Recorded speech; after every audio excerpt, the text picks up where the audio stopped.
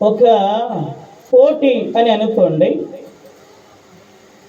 ఏంటి ఆ పోటీ అని అంటే, స్త్రీలైన వారు సైలెంట్గా ఉండండి, పురుషులైన వారు, అది పిల్లలు కావచ్చు, పెద్దలు కావచ్చు, మధ్య వయస్సు కలిగిన వారు కావచ్చు, ఈ పురుషులకు మాత్రమే ఇప్పుడు నేను చెప్పబోయే మాట మీరు బిగ్గరగా చెప్పాలి. చూద్దాం, స్త్రీలు గట్టిగా చెప్తారా, పురుషులు గట్టిగా చెప్తారా? చూద్దాం. మీరేం తక్కువ కాదు, అర్థమైందా? మీరు కూడా ఏం చేయాలి? పోటీ పడాలి. ఇప్పుడు పురుషులు చెప్తారు, ఫస్ట్ అవకాశం వారికే. ఫస్ట్ ఆదామే కదా, తయారు చేయబడింది ఎవరు? ఆదామే కదా, కాబట్టి వాళ్ళకే మొదటి అవకాశం. బిగ్గరగా హల్లెలూయా. వెనకున్న వాళ్ళు మీరు పురుషులు కాదా ఏంటి? మీరు ఒక్కరైనా పురుషులు? చెప్పండి అయ్యా, మీరు కూడా సిగ్గుపడొద్దండి. దేవుని మందిరంలో నా గొంతు పోతుంది తెలుసు, అరిసి అరిసి. ఈ గొంతు నొప్పితే మొన్న హాస్పిటల్ పోయి ఇచ్చాను ఆదోనికి, అరిచి. హల్లెలూయా. అరిస్తే మన నోటి ముత్యాలేమి రలిపోవు. దగ్గర వెనక నుంచి రావు సౌండ్. హల్లెలూయా. మాకు సంబంధం లేదు, నువ్వు ఎన్నైనా చెప్పుగాక. మా ఆట మాదే, మీ ఆట మీదే. చెప్పండి హల్లెలూయా. అంతే. మీరు చూశారు కదా, కాస్త మీరు నాకు సపోర్ట్ చేయండి అమ్మా. గెలిచారు సార్. వాళ్ళు చేయలేదు, వాళ్ళ మొఖాలన్నీ చూసాను, ఎవరు చెప్పారో ఎవరు చెప్పలేదా? మీరు ఉన్నారు కదా, ప్రస్తుత కాలంలో అన్నింట్లో మీరే ముందు కదా, మా దీంట్లో కూడా ముందు ఉండాలని నేను ఆశపడుతున్నాను. ఓకేనా? ఇప్పుడు మీరు పురుషులు, మీరు కూడా సైలెంట్గా ఉంటారు. హల్లెలూయా. దేవునికి స్తోత్రం. బాగుంది, అందరూ చెప్పారు బాబు. హల్లెలూయా. మంచిది. దేవుడు మిమ్ములను దీవించి ఆశీర్వదించునుగాక. ఆమేన్. మరి ఇప్పుడు అంశాన్ని చెప్పాను కదా, ఒకసారి అందరం కలిసి చెప్దామా? అంశం యొక్క పేరు పునరుత్థానుడైన యేసు. మరలా పునరుత్థానుడైన యేసు అనే అంశంలో ఈ రాత్రి మనం ముందుకు కొనసాగుతూ ఉంటున్నాం. అంశం యొక్క లోతుల్లోనికి వెళ్ళక ముందు పునరుత్థానము అంటే ఏమిటి, ఈ ప్రశ్నకు అర్థాన్ని వివరించిన తరువాత నేను ముందుకు వెళ్తాను. పునరుత్థానము అంటే ఏమిటి అని అంటే, ఒక వ్యక్తి మరణించిన తరువాత తిరిగి బ్రతకడాన్ని. బాగా వినండి, ఒక వ్యక్తి మరణించిన తరువాత తిరిగి బ్రతకడాన్ని లేదా మృతులలో నుండి లేవడాన్ని ఏమని పిలుస్తాము అని అంటే పునరుత్థానము అంటాం. ఏమంటాం చెప్పండి? పునరుత్థానం. అర్థాన్ని మరలా చెప్తా ఉన్నాను. ఒక వ్యక్తి మరణించిన తరువాత తిరిగి బ్రతకడాన్ని లేదా మృతులలో నుండి లేవడాన్ని పునరుత్థానం అని అంటాం. ఇంగ్లీష్లో పునరుత్థానాన్ని ఏమని పిలుస్తాం? రిజరక్షన్ అంటారు. ఏమంటారు చెప్పండి? రిజరక్షన్ అని పిలుస్తారు. ఇది అర్థము. మరి ముందుకు సాగితే గనుక బాగా వినండి. యేసు సిలువ వేయబడిన తరువాత సమాధిలో ఉంచబడి 3వ రోజున సజీవుడుగా లేచాడు. హల్లెలూయా. హల్లెలూయా. శుక్రవారము రోజున యేసు సిలువ వేయబడ్డాడు, సిలువ పైన మరణించాడు. మరణించిన తరువాత ఆయనను సాయంత్రం 6 గంటల లోపు ఏం చేశారు? సమాధి చేశారు. మరి సమాధిలోనికి శుక్రవారము సాయంత్రం ఆయన వెళ్ళాడు. మరి 3వ రోజున ఆదివారమున తెల్లవారుజామున ఆయన సజీవుడుగా లేచాడు. ఎలా లేచాడు చెప్పండి? సజీవుడుగా లేచాడు. ఈ లోకములో మరణించి తిరిగి లేచిన సజీవులు ఎవరైనా ఉన్నారా? మీకు తెలిసిన వారు ఎవరైనా ఉన్నారా? నాకు తెలిసి ఒక యేసు క్రీస్తు తప్ప ఎవరు కూడా మరణాన్ని జయించి లేచిన దాఖలాలు ఎవరికి కూడా లేవు. మరి యేసయ్య సజీవునిగా లేవడాన్నే పునరుత్థానుడు అంటారు. ఒక పాట ఉంది కదా, పునరుత్థానుడా నా యేసయ్య అని పాడబడుతుంది కదా. పునరుత్థానుడు అనగా ఒక యేసు క్రీస్తు మాత్రమే ఆ రకంగా పిలువబడతాడు. పునరుత్థానుడైన యేసు అని మనం పిలుస్తాం. యేసు ప్రభువు మృత్యుంజయుడై అనగా మృతిని జయించాడు. ఈ లోకములో ఎవరైనా మరణపు అంచుల వరకు వెళ్ళి బ్రతికి గట్టగలిగితే ఏమంటారు? ఆయుష్ గట్టిదే, నూకలు చెల్లాయి అని మాట్లాడతారు కదా. వారు మరణపు అంచుల వరకు వెళ్ళి మళ్ళీ వెనక్కి వచ్చారు, చనిపోలే. ఇక్కడ యేసుక్రీస్తు మరణించి 3 రోజులు సమాధిలో ఉన్నాడు. 3వ రోజున మరణాన్ని జయించాడు. మృత్యుంజయుడై మరణపు ముల్లును విరిచాడు. దేన్ని విరిచాడు చెప్పండి? మరణపు ముల్లును ఆయన విరిచి విశ్వాసులకు అనగా మనకు మరణము తరువాత జీవము ఉంటుందనే నిరీక్షణను కలిగించాడు. మరణము తరువాత జీవితం అయిపోలేదు, ఇంకా ఉంది.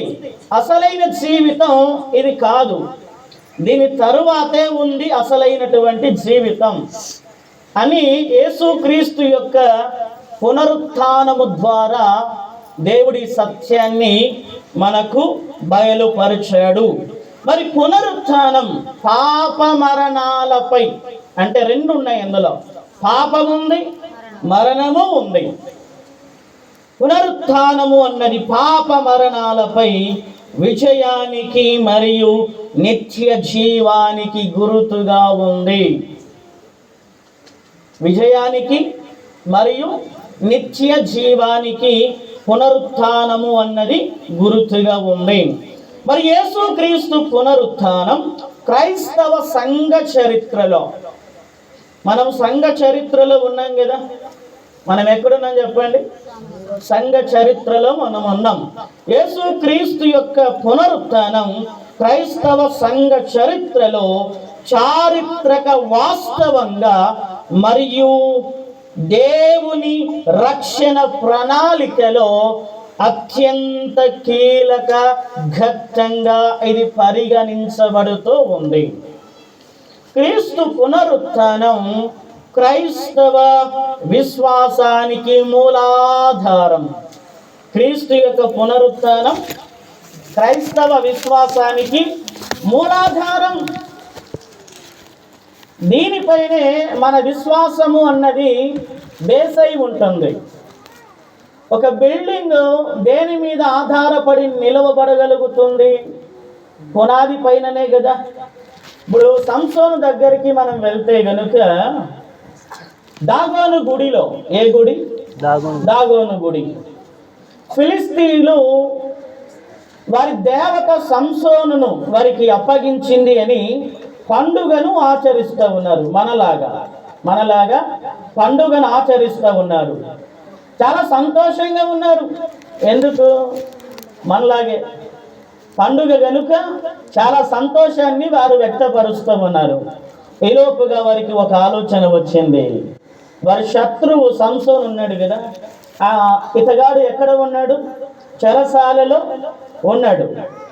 వీరు అనుకున్నారు, సంసోనును చెరసాల నుండి ఈ దాగోను గుడిలోనికి తీసుకొని వచ్చి అతనిని ఏం చేయాలి? గేలి చేయాలి, పరిహాసము చెయ్యాలి, ఎగతాళి చెయ్యాలి అని చెప్పి చెరసాలలో ఉన్నటువంటి సంసోనును దాగోను గుడిలోనికి తీసుకొని వచ్చారు. అప్పుడు సంసోన్ అన్నాడు, అక్కడ తన దగ్గర ఉన్నటువంటి సైనికులతో, అయ్యా, నేను నిలువబడడానికి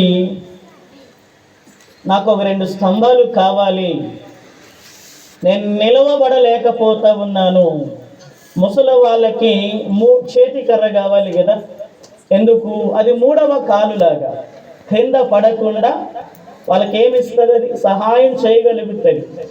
ఆ రకంగా సంసోన్ అడిగినప్పుడు వీళ్ళు ఏం చేశారు, ఆ దాగోను గుడికి ఆధారమై ఉన్నటువంటి 2 స్తంభముల మధ్యలో సంసోనును నిలవబెట్టారు. ఆ గుడి అంతటికి ఆధారం ఏంటి? ఈ 2 స్తంభాలే. ఈ 2 స్తంభాలపైనే ఆ గుడి నిలవబడి ఉంది. ఆ రకంగా క్రైస్తవ విశ్వాసానికి మూలాధారము ఏమిటి అని అంటే పునరుత్థానం. ఏంటి చెప్పండి? పునరుత్థానం.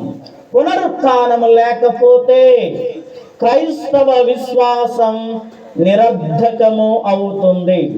పునరుత్థానము లేకపోతే మన క్రైస్తవ విశ్వాసము అన్నది ఏమవుతుంది? నిరర్ధకం, ప్రయోజనము లేనిది, ఉపయోగము లేనిది అయిపోతుంది.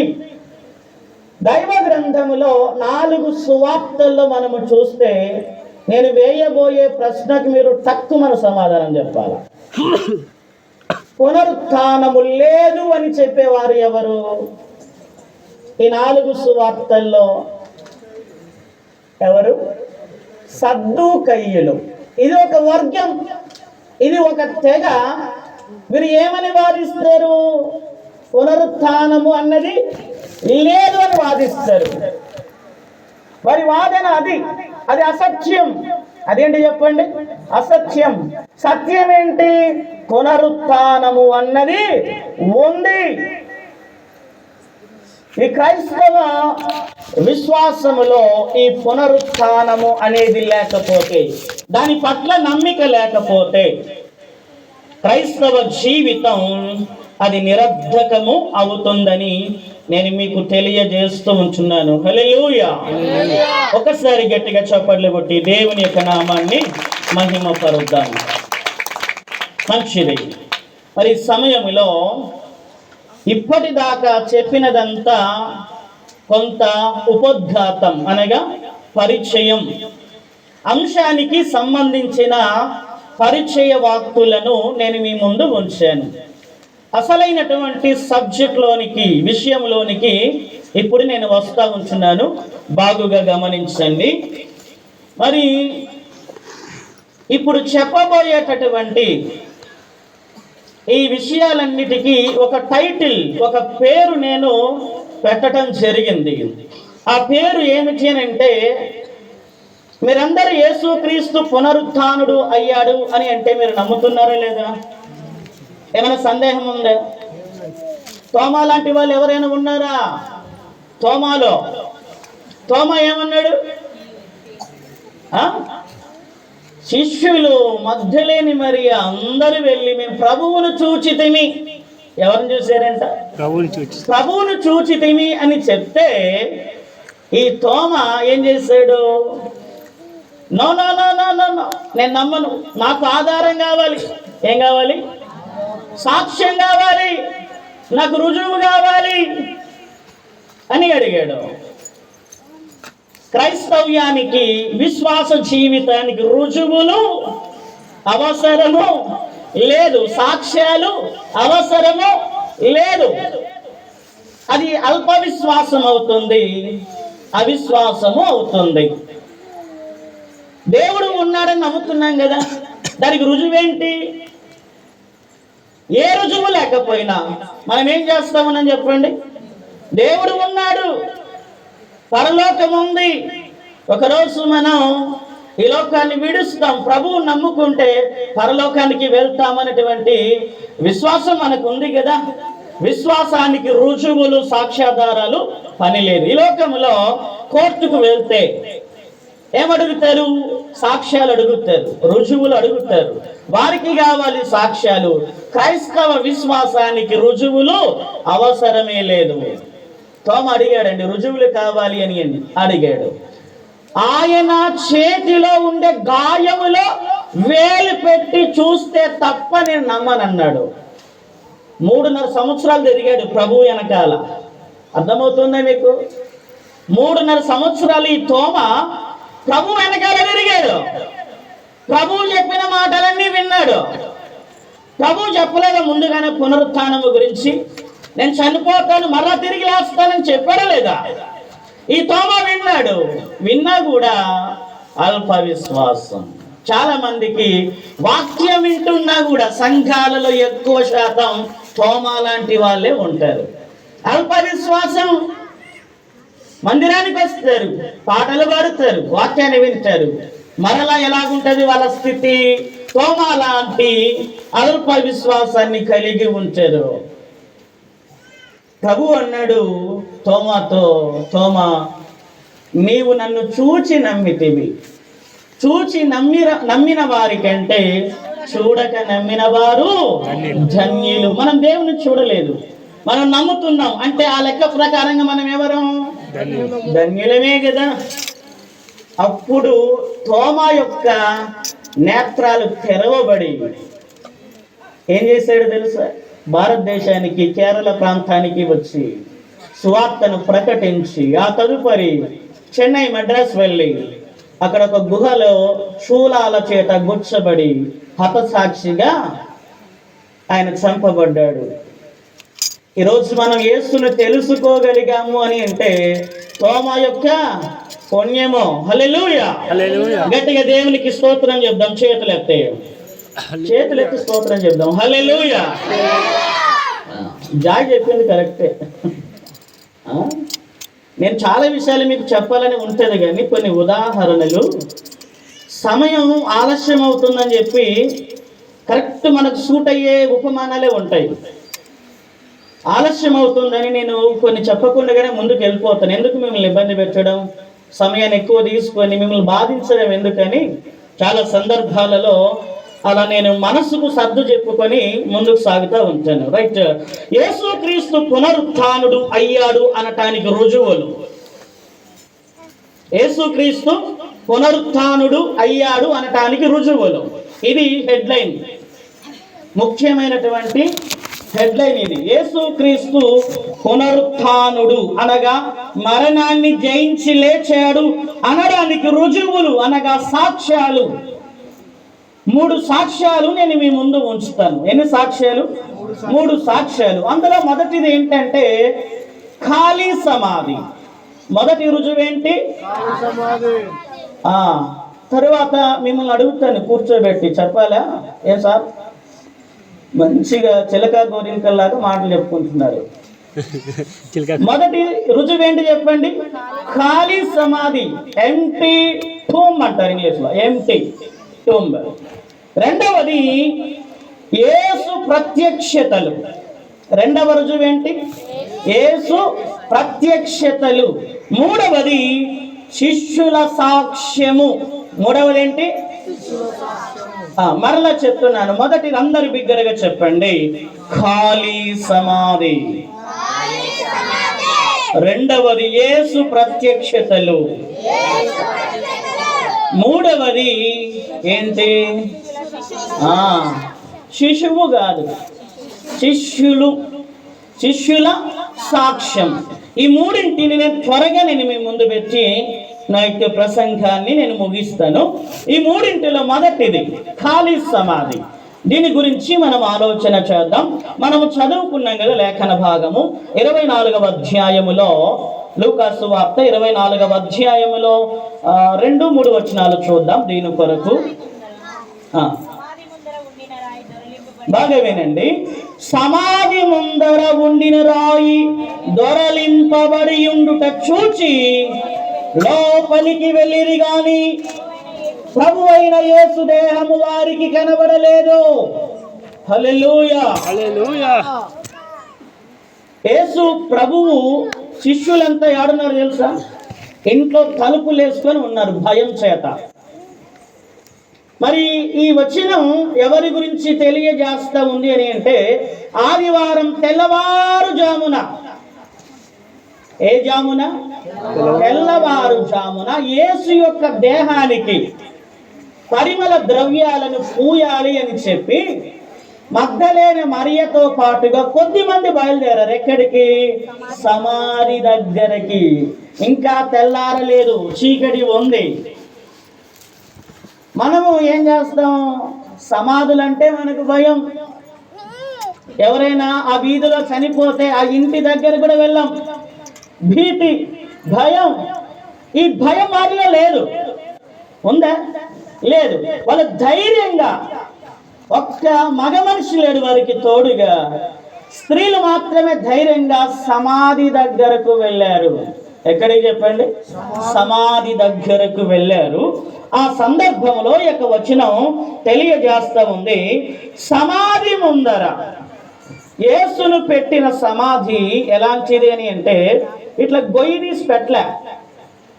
మనం సాధారణంగా ఏం చేస్తాం? ఎవరైనా చనిపోతే గుంత తీసి అందులో శవాన్ని పెట్టేస్తాం కదా. యేసును పెట్టిన సమాధి అటువంటి సమాధి కాదు. అది రాతి సమాధి. ఒక రాగిని ఏం చేశారు? రంధ్రము చేశారు. ఈ కాలంలో మిషన్లు ఉన్నాయి రంధ్రం చేయడానికి. ఆ కాలంలో ఎట్లా కష్టపడ్డారు పాపం.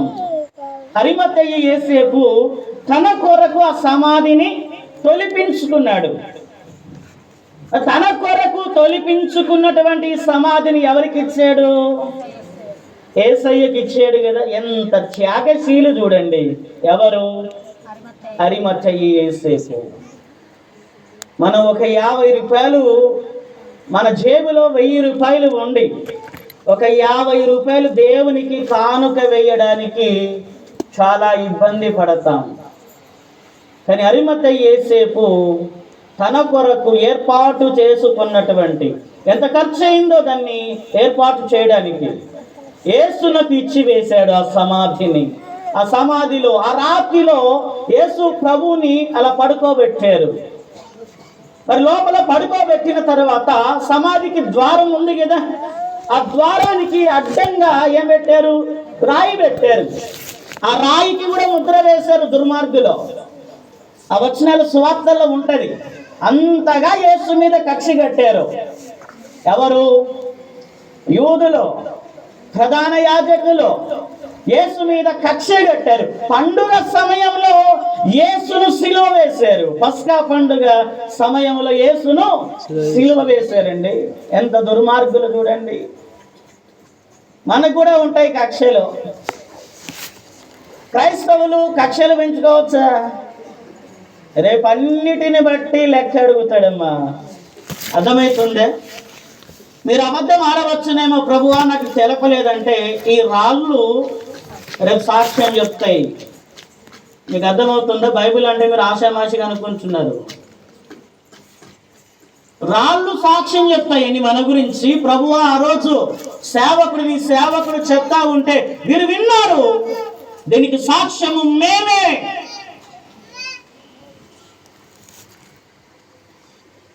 ఇంతవరకు కూడా ప్రారంభం నుంచి జాయ్ దగ్గర నుంచి నేను కూడా హల్లెలూయా చెప్పండి, అరవండి అంటే అరిచేరా? అరవట్లేదు. ఇంకెప్పుడు మారుతాం? ఇది సంఘ సహవాస కూడిక, వ్యక్తిగత కూడిక కాదు. వ్యక్తిగత కూడికలని ఇష్టం, దానితో మనకు సంబంధం లేదు. ఇది సంఘ సహవాస కూడిక కనుక అందరూ కలిసి ఏకాత్మతో ప్రభువుని ఏం చేయాలి? ఆరాధించాలి, సేవించాలి.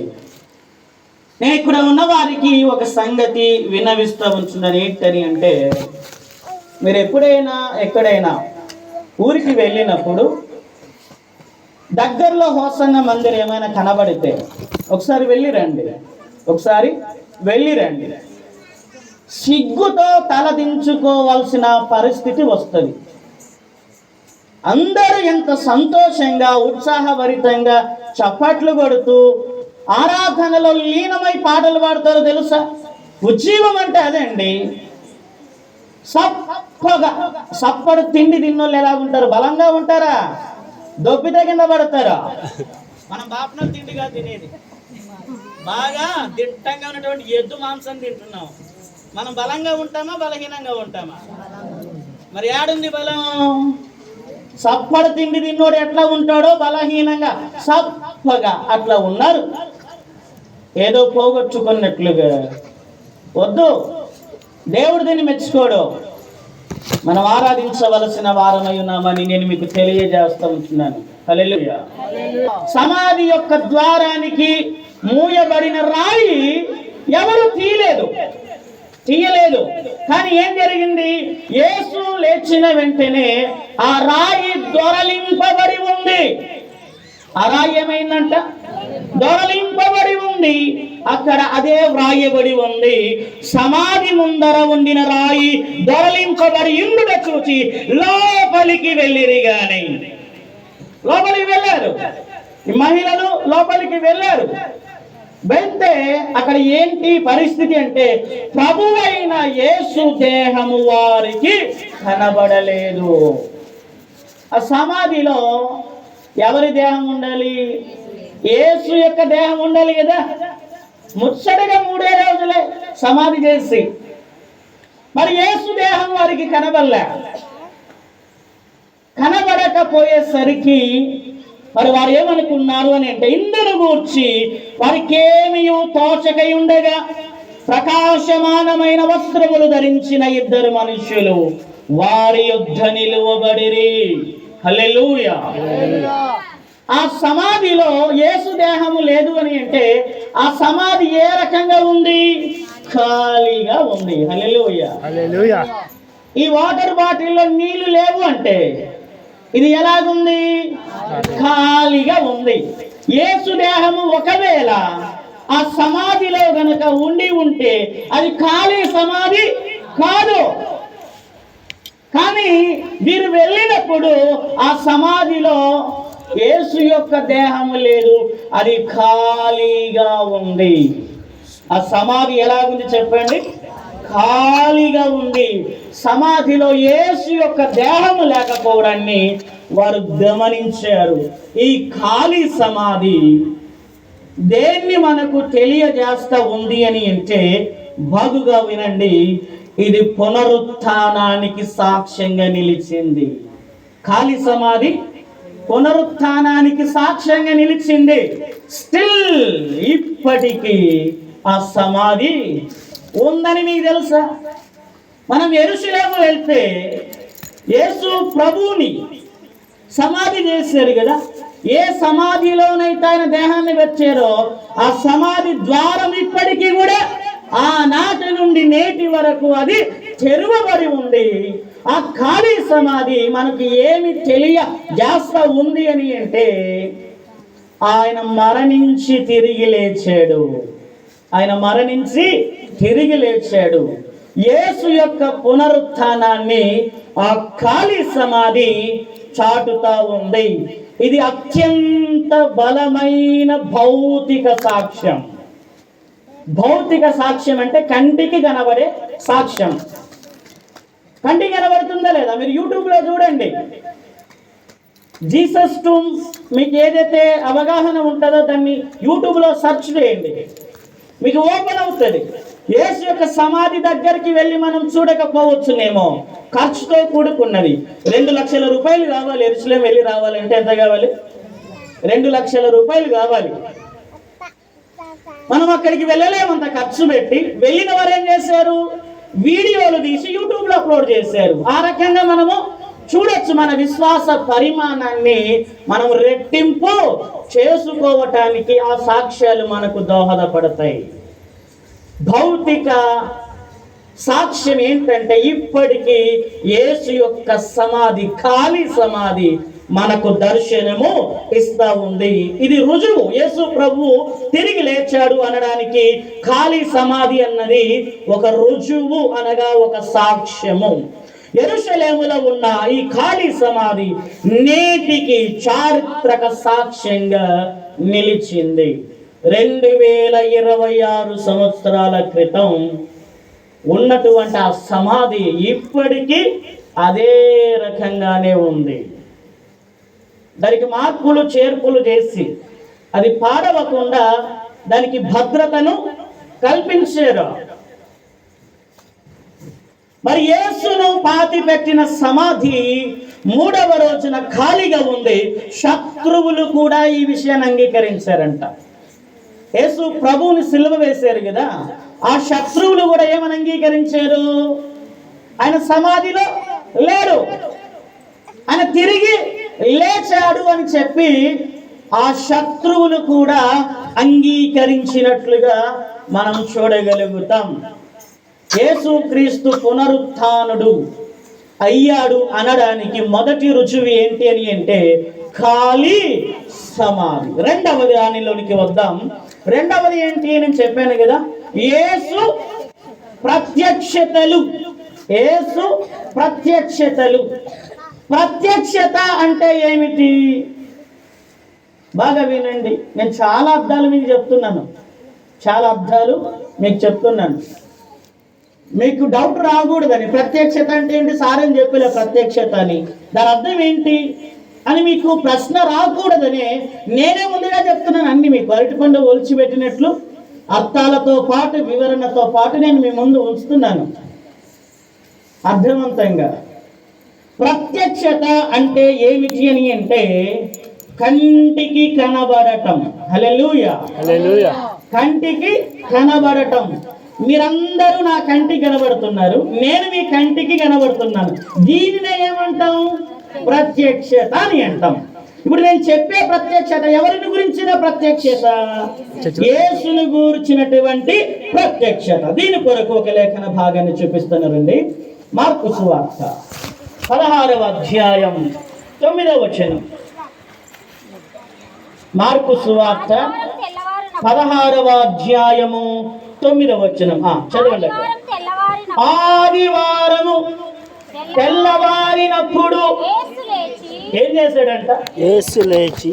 మనము ఇంకా కాసేపట్లో 2 గంటలు అయిన తర్వాత నిద్రపోతాం.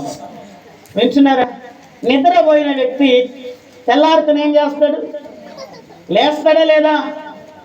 లేచినట్లుగా నిద్రపోయిన వ్యక్తి ఈ నిద్ర నుండి లేచినట్లుగా యేసు ప్రభు మరణములో నుండి ఏమయ్యాడు? లేచాడు. ఇక్కడ మార్కు గారు అదే ప్రస్తావిస్తా ఉన్నాడు. తెల్లవారినప్పుడు, ఆదివారమున తెల్లవారినప్పుడు యేసు లేచి తాను 7 దయ్యములను వెళ్ళగొట్టిన మగ్దలేనే మరియకు మొదట కనబడెను. నేను స్త్రీల కూడికలో మగ్దలేన మరియ గురించి చెప్తా ఉన్నప్పుడు ఈ మాట చెప్పాను. మీకు గుర్తుందా? స్త్రీల కూడికలో మగ్దలేన మరియ గురించి వివరిస్తూ ఉన్నప్పుడు ఆమె యొక్క జీవితాన్ని మీ ముందు ఉంచుతూ ఉన్నప్పుడు ఈ వచనాన్ని నేను మీ ముందు ఉంచాను. మొదట యేసు ప్రభువు శిష్యులకు కనబడలే. అర్థమవుతుందా? ఎవరికి కనబడ్డాడంట? మగ్దలేని మరియా. ఒకప్పుడు ఆమె జీవితం ఏంటి? పాప జీవితం. ఆమెలో ఎన్ని దయ్యాలు ఉన్నాయి? 7 దయ్యాలు. ఒక దయ్యానికే అల్లాడిపోతామే. 7 దయ్యాలు లోపల దూరితే ఎట్లుంటది పరిస్థితి చెప్పండి. అలాంటి మగ్దలేని మరియా యేసయ్య చెంతకు రావడం ద్వారా ఆమె జీవితం అంతా మార్చబడి ఉంది. అలాంటి స్త్రీకి మొదటి దర్శన భాగ్యమును దేవుడు అనుగ్రహించాడు. చాలా ముఖ్యమైన శిష్యులు ఉన్నారు కదా, పేతురు ఉన్నాడు, యోహాను ఉన్నాడు కదా, వీళ్ళకి కనబడలేదు, వీళ్ళకి దక్కలేదు. ఆ భాగ్యం ఎవరికి దక్కింది? మగ్దలేనే మరియకు దక్కింది. మొట్టమొదటిగా ఆయన పునరుత్థానుడైన తరువాత మగ్దలేని మరియకు కనపడ్డాడు. దీనినే ఏమంటాం? ప్రత్యక్షత అంటాం.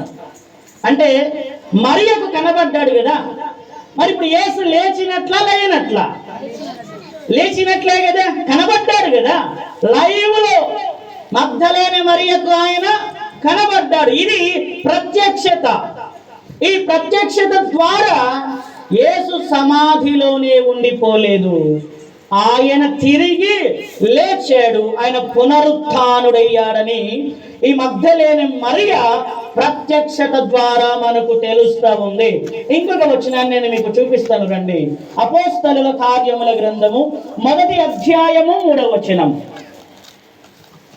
అపోస్తలుల కార్యముల గ్రంథం 1వ అధ్యాయము 3వ వచనం. బాగా వినండి. ఆయన శ్రమ పడిన తరువాత 40 దినముల వరకు వారి కగుపడుచు. హల్లెలూయా. బాగా వినండి. ఈ అపోస్తలుల కార్యముల గ్రంథాన్ని వ్రాసింది ఎవరండి? ఎవరు వ్రాసారు? లూకా గారు వ్రాసారు కదా. లూకా వృత్తి ఏంటి? వైద్యుడు. వైద్య వృత్తిని కొనసాగించేవాడు లూకా గారు. ఆయన ఇక్కడ ప్రస్తావిస్తూ అంటున్నాడు. ఏమంటున్నాడంటే, ఎంత మంచి మాట చూడండి. ఆయన శ్రమ పడిన తరువాత, సిలువ వేయబడి సమాధిలోనికి వెళ్ళి పునరుత్థానుడైన తరువాత, మరణాన్ని జయించి తిరిగి లేచిన తరువాత ఏం జరిగింది అంట? 40 దినముల వరకు వారి కగబడుచు. ఎన్ని రోజులు ఉన్నాడు ఆయన పునరుత్థానుడైన తర్వాత భూమి మీద? 40 దినాలు ఉన్నాడు. ఎన్ని దినాలు? 40 రోజులు తనను తాను శిష్యులకు 500 మందికి పలుమార్లు తనను తాను ప్రత్యక్షపరచుకున్నాడంట. ప్రభువు నేను తిరిగి లేచాను అని సాక్ష్యంగా ఉండడానికి 40 రోజుల కాలములో శిష్యులకు పలుసార్లు కనబడ్డాడు. మిగతా 500 మందికి పలుమార్లు అనేక సందర్భాలలో ఈ 40 దినాలలో వారికి ప్రత్యక్షమయ్యాడు. తనను తాను కనబరుచుకున్నాడు. మరి ఈ ప్రత్యక్షతను బట్టి యేసు మరణాన్ని జయించి లేచినట్లే కదా. ఆయన మరణములో ఆ సమాధిలో ఆయన ఉండిపోలేదు. తర్వాత చూస్తే అగుపడుచు దేవుని రాజ్య విషయములను గూర్చి బోధించుచు మరలా బోధించాడు. చనిపోక ముందు బోధించాడు, చనిపోయి తిరిగి లేచిన తర్వాత కూడా బోధించాడు. బోధ అన్నది అత్యంత ప్రాముఖ్యమైనది. బోధ అన్నది అత్యంత ప్రాముఖ్యమైనది. బోధ లేకపోతే మనకు మోక్షమో లేదో. యేసు ప్రభు మరలా ఏం చేశాడంటే వారికి బోధించాడు. తర్వాత అనేక ప్రమాణములను చూపి వారికి తన్ను తాను సజీవునిగా కనపరచుకొనెను. దీనినే మనం ఏమంటాం? ప్రత్యక్షత అని అంటాం. దేవుడు తనను తాను అందరికీ సజీవునిగా కనపరచుకొనటం ద్వారా యేసు ప్రభు పునరుత్థానుడు అయ్యాడు అని చెప్పి ఈ వచనాల ద్వారా మనకు తెలుస్తూ ఉంది. ఇది రెండవ రుజువు. ఎన్నవ రుజువు చెప్పండి? రెండవ రుజువు. మొదటి రుజువు ఏంటి? ఖాళీ సమాధి. రెండవది యేసు ప్రత్యక్షతలు. ఈ రెండిటి రుజువులను బట్టి మనము తెలుసుకున్నటువంటి సత్యం ఏంటంటే యేసు ప్రభు సమాధిలోనే ఉండిపోలేదు, ఆయన తిరిగి లేచాడు, మరణాన్ని జయించి లేచాడని మనం నేర్చుకోగలుగుతున్నాం. తర్వాత చివరి రుజువు ఏంటంటే చెప్పండి? శిష్యుల సాక్ష్యము. శిష్యుల సాక్ష్యము. దీని కొరకు ఒక వాక్య భాగాన్ని చూపిస్తాను. అక్కడ అపోస్తలుల కార్యముల గ్రంథము 4వ అధ్యాయము 33వ వచనం. అపోస్తలుల కార్యముల గ్రంథం 4వ అధ్యాయము 33వ వచనం. ఇదియుగాక అపోస్తలులు బహుబలముగా ప్రభువైన యేసు పునరుత్థానమును గూర్చి ఏమిచ్చారంట? సాక్ష్యం ఇచ్చారు. మూడవ రుజువు ఏంటి? శిష్యుల సాక్ష్యము. ఈ వచనంలో వారు సాక్ష్యం ఇచ్చినట్లు చెప్పబడి ఉంది కదా. ఎవరి గురించి? యేసుని గురించి. దేని గురించి? పునరుత్థానము గురించి. యేసు తిరిగి లేచాడు, యేసు సజీవుడయ్యాడు అని చెప్పి శిష్యులు ఏం చేశారు? సాక్ష్యం చెప్పారు. అందరికీ కూడా వారు తెలియజేశారు. హల్లెలూయా, హల్లెలూయా. ఈ వచనము ద్వారా కూడా యేసుక్రీస్తు పునరుత్థానుడయ్యాడు అనటానికి ఇది ఒక నిదర్శనము. తర్వాత 26వ అధ్యాయానికి రండి. అక్కడే అపోస్తలుల కార్యముల గ్రంథం. నేను ముగింపులోకి వస్తూ ఉన్నాను, దయచేసి మీరు ఎవరు తొందరపడకండి. అపోస్తలుల కార్యముల గ్రంథం 26వ అధ్యాయము 22వ వచనం.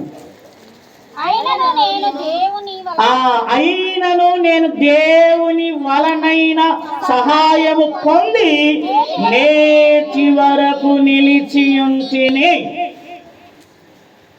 ఇక్కడ భక్తుడు రాస్తూ ఉన్నాడు, దేవుని వలన సహాయం పొంది నేటి వరకు ఎలా ఉన్నాడంట? నిలిచి ఉన్నాడు. మరి మనం నిలిచి ఉన్నామా? ప్రార్థన యందు, వాక్యమునందు, సహవాసమునందు నిలిచి ఉండడం అంటే ఏంటి? పాల్గొనడం, పార్టిసిపేషన్ అంటాం కదా. నిలబడ్డామంటే నేను నిలబడినట్లు కాదు, దాని అర్థం. అంటే ప్రార్థనలో నిలిచి ఉండడం అంటే ఏంటి? ప్రార్థన చేయాలి. వాక్యములో నిలిచి ఉండడం అంటే ఏంటి? వాక్యాన్ని వినాలి, విన్న దాని ప్రకారంగా గైకొనాలి. సహవాసములో నిలిచి ఉన్నాను అంటే దాని అర్థం ఏంటి? సహవాసానికి రావాలి. సహవాసములో లేకపోతే చాలా నష్టపోతారు. సహవాసం యొక్క విలువ మీకు ఇంకా అర్థము కాలేదు. చాలా నష్టపోవలసి వస్తుంది. దయచేసి సహవాసంలో ఉందాం, సహవాసంలో నిలిచి ఉందాం. ఇక్కడ భక్తుడు దేవుని నుండి సహాయాన్ని పొంది నిలిచి ఉన్నాడు. తర్వాత చదివితే క్రీస్తు శ్రమపడి మృతుల పునరుత్థానము పొందిన వారిలో మొదటి వాడగుట చేత ఈ ప్రజలకును అన్యజనులకును వెలుగు ప్రచురింపబోవునని ప్రవక్తలను మోషేయు ముందుగా చెప్పినవి కాక మరి ఏమీ చెప్పక అల్పులకును ఘనులకును సాక్ష్యమిచ్చుచుంటిని. పునరుత్థానము పొందిన వారిలో మొదటి వ్యక్తి ఎవరు? ఈ వచనము ప్రకారంగా పునరుత్థానము పొందిన వారిలో మొదటి వ్యక్తి ఎవరు? యేసుక్రీస్తు. యేసుక్రీస్తు గురించే ఈ వచనం తెలియజేస్తా ఉంది. ఆయన యొక్క పునరుత్థానము గురించి, యేసు యొక్క పునరుత్థానము గురించి ఇక్కడ ప్రస్తావన ఉంది.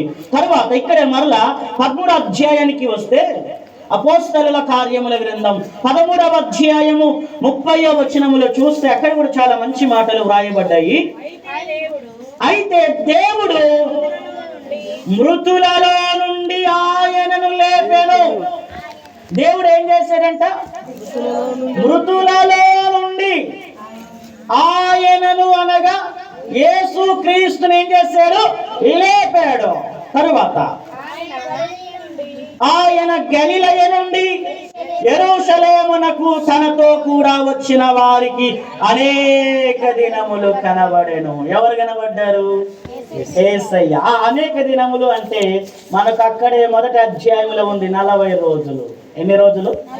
40 రోజులు. యేసయ్య పునరుత్థానుడైన తర్వాత అనేక మందికి ఆయన కనబడినట్లుగా ఈ వచనంలో కూడా వ్రాయబడి ఉంది. తర్వాత చదివితే వారు ప్రజల ఎదుట ఆయనకు సాక్షులై ఉన్నారు. ఎవరి గురించి మాటలు? ఎవరైతే పునరుత్థానుడైన యేసును చూచారో వారు ఆయనకు అనగా యేసయ్యకు ఏమై ఉన్నారంట? సాక్షులై ఉన్నారు. డిసెంబర్ 31వ తేదీ రాత్రి ఈ సంవత్సరంలో దేవుడు నీ జీవితంలో ఏదైనా మేలు చేసి ఉంటే సంఘము ఎదుటికి వచ్చి సాక్ష్యాన్ని పంచుకోమంటే ఒక్కరు వస్తే ఒట్టు, ఎవరు రారు. నీ జీవితంలో దేవుడు కార్యం చేయలేదా? నీకు మేలు చేయలేదా? ఆ మేలు 10 మందికి చాటి చెప్పాలి, దేవుని నామాన్ని మహిమపరచాలి అనే ఉద్దేశం నీకు రాదా? ఇప్పుడు మనం ఏమై ఉన్నామో అది దేవుని దయ వలనే కదా. లేఖనంలో వ్రాయబడినట్లుగా ఎందుకు సాక్ష్యం చెప్పడానికి వెనకబాటుతనం? ఇక్కడ శిష్యులు పునరుత్థానుడైన యేసును చూసిన ప్రతి వారు కూడా సాక్షులుగా ఉన్నారు. ఇతరులకైన పునరుత్థానము గురించి చాటి చెప్పారు. మనం చాటి చెప్తా ఉన్నామా? ఆలోచన చేయండి. భూదిగంతముల వరకు మనం దేవునికి సాక్షులముగా జీవించబద్ధులమై ఉన్నామని నేను మీకు తెలియజేస్తా ఉంటున్నాను. హల్లెలూయా. శిష్యులు యేసు గురించి సాక్ష్యం ఇచ్చారు. ఆయన పునరుత్థానుడు అయ్యాడు అని చెప్పి పౌలు గారు కూడా సాక్ష్యం ఇచ్చాడు. మనం ఇందాక అటు వెళ్ళాం కదా, ఎక్కడికి 26వ అధ్యాయంలో. అక్కడ పౌలు గారు మాట్లాడినటువంటి మాటలు ఎవరితో మాట్లాడారు తెలుసా? రాజైన అగ్రిప్పతో మాట్లాడాడు. ఎవరితో? అగ్రిప్పతో పౌలు మాట్లాడాలి ఆ మాటలు 26వ అధ్యాయంలో మనం చదువుకున్న వచ్చిన భాగాలు. పౌలు కూడా సాక్ష్యం ఇచ్చాడు యేసు యొక్క పునరుత్థానము గురించి. మరి యేసు ప్రభు బాగా వినండి. హల్లెలూయా. యేసు ప్రభుని గెత్సెమనే తోటలో రోమా సైనికులు పట్టుకున్నప్పుడు చెల్లా చెదురైపోయారు. బైబిల్ గ్రంథంలో ఉంది, కాపరి లేని గొర్రెలు చెదరిపోతాయని ఉంది కదా. నాయకుడు లేని జనులు చెడిపోతారు అని ఉంది. నాయకుడు ఉండాలి, ఉంటే బాగుంటారు. కాపరి ఉండాలి, ఉంటే చెదరిపోరు. సంఘానికి కాపరి అవసరత ఎంతైనా ఉంది. గొర్రెలు చెదరిపోకూడదు అని అంటే కాపరి ఉండాలి. కాపరి సరియగు త్రోవలో వారిని నడిపిస్తాడు. ఒక గొర్రె దారి గుండా వెళ్ళకుండా సొట్టగా పోయిందనుకోండి, కాపరి ఏం చేస్తాడు? చేతిలో కర్ర ఉంటుంది కదా, వెనక ఒకటి ఇస్తాడు. గొర్రె తిరిగి అడుగుతుంది, ఎందుకు నన్ను కొట్టావు, మనల్ని ఎందుకు నన్ను తిట్టావని ప్రశ్నిస్తారు. అనవసరంగా తిట్టవద్దు ఎవరిని. మనలో లోపం ఉన్నప్పుడు దాన్ని సరిచేయటానికి కాపరి వాక్యం చేత గద్దించినప్పుడు, నా గురించే చెప్పారు కాబట్టి నేను మందిరానికి రాను, ఎవరో నా గురించి చెప్పారు సార్కి, అందుకే అదే విషయాల మీద వాక్యం చెప్పాడు కాబట్టి నేను ఓను మందిరానికి. ఎవరికి నష్టం? అన్నం మీద అలిగితే ఇంట్లో మీ నాన్న తిట్టాడని కోపం వచ్చింది, బువ్వ మీద అలిగితే ఎవరికి నష్టం? మీ ఆకలి తీరుతుందా? తీరదు కదా. ఇంట్లో తండ్రి తిట్టడానికి హక్కు ఉంది తప్పు చేసినప్పుడు. సంఘములో కాపరి కూడా సంఘ విశ్వాసులో సరికాని త్రోవలో వెళ్తా ఉన్నప్పుడు గద్దించే హక్కు సంఘ కాపరికి ఉంది. దాని ద్వారా నువ్వు బాధపడవచ్చు. అయితే నువ్వు కళ్ళు తెరవాలి. నేను సరియగు మార్గంలో లేను కనుకనే నా కాపరి నన్ను గద్దించాడు, నేను సరి చేసుకోవాలి. ఈ రకంగా ఆలోచన చేయాలి. కానీ మూర్ఖంగా ఆలోచన చేస్తారు. మందిరానికి రావడం మానేస్తారండి. మనం సరిచేయబడాలి. యేసు ప్రభువు ఆ గెత్సెమనే తోటలో రోమా సైనికులు అరెస్టు చేసిన తర్వాత వీళ్ళందరూ ఏమయ్యారు తెలుసా? చెల్లా చెదరైపోయారు 11 మంది. ఆ 11 మందిలో ఒక పేతురు దొంగ చాటున, వాళ్ళు అలా పోతా ఉంటే దొంగ చాటున అలా యేసును వెంబడించాడు. యేసును సిలువ వేసిన తరువాత ఈ 11 మంది శిష్యులకు భయం పుట్టుకుంది. ఎందుకు? మంచి వేడి మీద ఉన్నారు యూదులో, వేడి మీద ఉన్నారు. ఆయనతో పాటు 3.5 సంవత్సరాలు మేము కూడా తిరిగాం అని శిష్యులుగా మేము పిలువబడ్డాం, మాకు ఎక్కడ హాని చేస్తారని భయం పుట్టుకుంది వాళ్ళకి. వాళ్ళ ఇంట్లో ఏం చేస్తారు? తలుపులు వేసుకున్నారు లోపల భయంతో. అలాంటి స్థితిలో ఉన్నటువంటి వారి మధ్యలోనికి యేసు వెళ్ళాడు. వేసిన తలుపులు వేసినట్టుగా ఉన్నాయి. ఆ ఇంటిలోనికి ప్రభువు వెళ్ళిన తరువాత ప్రభువును చూశారు. పునరుత్థానుడైన ప్రభువును చూసిన తరువాత వారిలో ఉన్న భయమంతా పటాపంచలైపోయింది. దేవునికి స్తోత్రం కలుగును గాక. ఆమేన్. అప్పుడు వచ్చిందండి ధైర్యము. ఆ ధైర్యంతో ఏం చేశారు తెలుసా? రోమా సామ్రాజ్యంలో యేసును గూర్చిన సువార్తను ప్రకటించారు. అంతవరకు భయం, దాని తరువాత యేసును చూసిన తరువాత, పునరుత్థానుడైన యేసును చూసిన తరువాత ధైర్యం వచ్చింది. ఎవరికి భయపడలేదు, జరియలేదు. అందరూ కూడా ఏమయ్యారు? హతసాక్షులయ్యారు. మరణానికి వారు భయపడలేదు, జరియలేదు. ధైర్యంగా వారు సువార్తను ప్రకటించినట్లుగా మనం చూస్తాం, ప్రాణాలను అర్పించినట్లుగా చూస్తాం. మొదటి కొరింథీ పత్రిక 1వ అధ్యాయం 23లో ఉంటది. పౌలు అంటాడు, ఏమంటాడంటే, అయితే మేము సిలువ వేయబడిన క్రీస్తును ప్రకటించుచున్నాము. ఎవరిని ప్రకటన చేయాలి? పాస్టర్ గురించి కాదు గొప్పగా చెప్పాల్సింది, మనం చేసిన కార్యాల గురించి కాదు గొప్పగా చెప్పాల్సింది. మందిరంలో ఎవరి గురించి చెప్పాలి?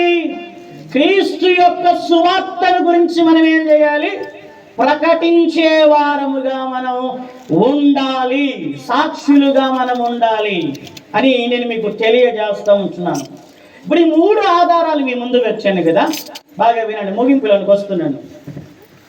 హల్లెలూయా. కనీసం గట్టిగా అరవండి, హల్లెలూయా. యేసుక్రీస్తు పునరుత్థానుడు అయ్యాడు అనడానికి రుజువులు. ఇందులో 3 రుజువులు చెప్పాను మీకు.